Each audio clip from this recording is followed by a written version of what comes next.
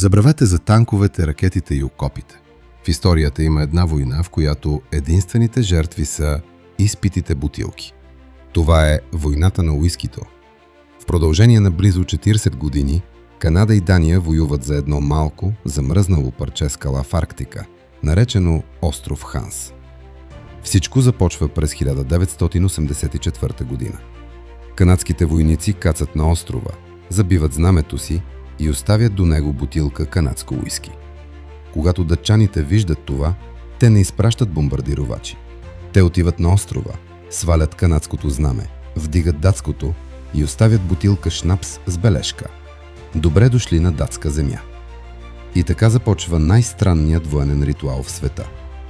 В продължение на десетилетия, всеки път, когато едната армия минавала оттам, тя сменяла знамената и изпивала алкохола на врага, оставяйки своя бутилка за замяна. Уиски срещу шнапс, шнапс срещу уиски. Този брутален конфликт приключи едва през 2022 година.